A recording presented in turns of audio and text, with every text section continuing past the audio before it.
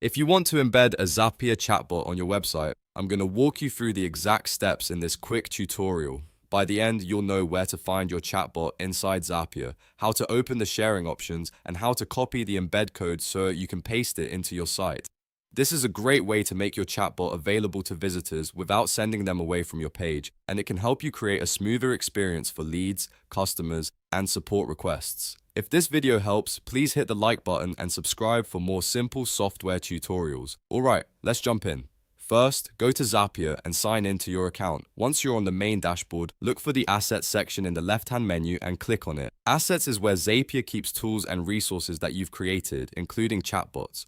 After that, click on Chatbots to open the list of bots connected to your account. Now you should see your chatbot dashboard. Find the chatbot you want to embed, then click the three-dot menu next to it. This menu gives you more actions and settings for that specific chatbot. From the options that appear, click Share Chatbot.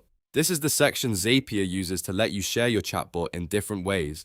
Once the sharing panel opens, look for the Embed option and click it. Embed is the feature you need if you want to place the chatbot directly on a website or web page. After selecting Embed, you'll see the Embed code option. Now click Copy Embed to copy the full code to your clipboard.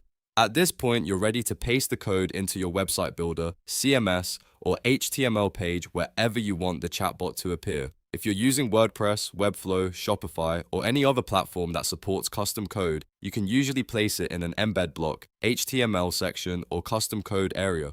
Once you save and publish your page, your Zapier chatbot should appear on your site for visitors to use. If it doesn't show right away, refresh the page and make sure the code was pasted into the correct location. And that's it. You've now learned how to embed a Zapier chatbot in just a few steps. If this tutorial saved you time, make sure to like the video and subscribe so you don't miss the next one. Thanks for watching, and I'll see you in the next tutorial.